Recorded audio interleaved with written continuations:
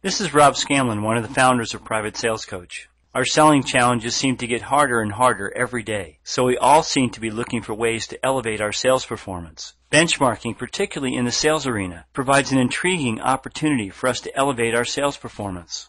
The dictionary defines benchmarking in the following ways: a standard of excellence or achievement against which similar things must be measured or judged, any standard or reference by which others can be measured or judged.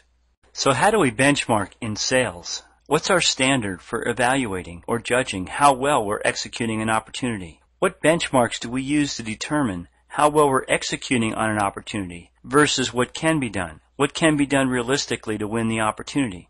We see 4 approaches that organizations typically use to benchmark how well they're doing on sales opportunities.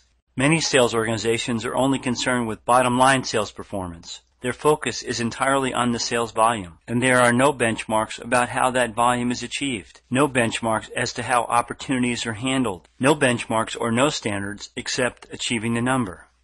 Certainly achieving the sales number is the end game, but the idea of benchmarking provides qualitative measurement about how we get to the end of the game, how we achieve our numbers, how we achieve success.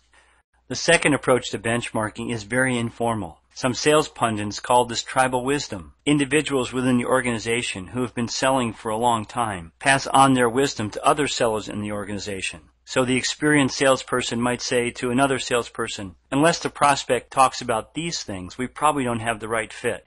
If this person in this role is not involved, we're probably not going to get the sale. If the CFO is not involved in this sale, we're probably not going to get it. If the owner is not involved in this sale, we're probably not going to get it.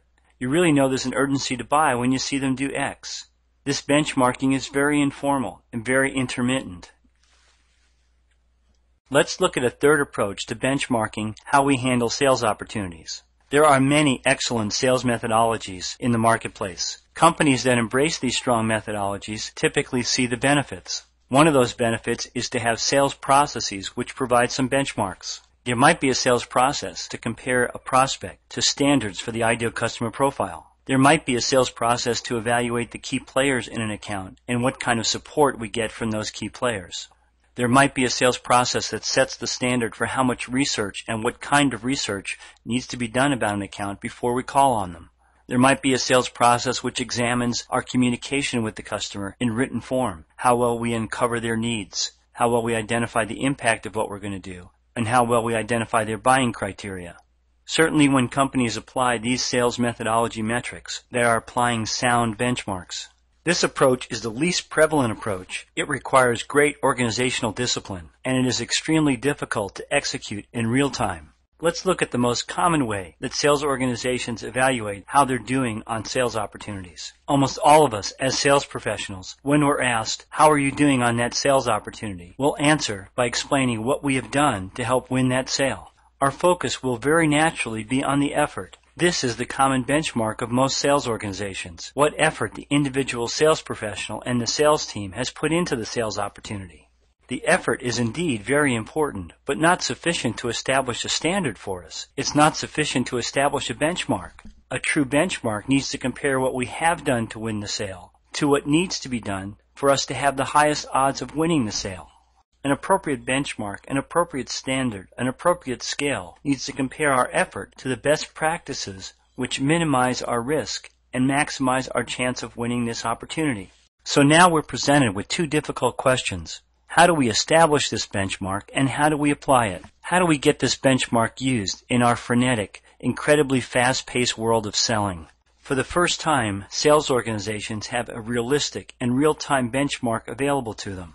Private Sales Coach provides a real-time, non-invasive benchmark for specific selling opportunities by providing a calibration of best practices in 5 selling dimensions. As a result, each opportunity goes through a quality control standard. In Private Sales Coach, we call this benchmark or this quality control measure a flight check. The flight check identifies where we are strong and where we are vulnerable in terms of the fit of this prospect to our solution, the people in the account, and where our support lies, the urgency, our winning criteria, and how well we've planted the messages.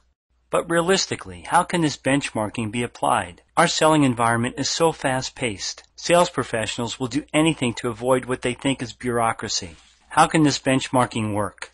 The answer is twofold: 10 minutes and a selling edge.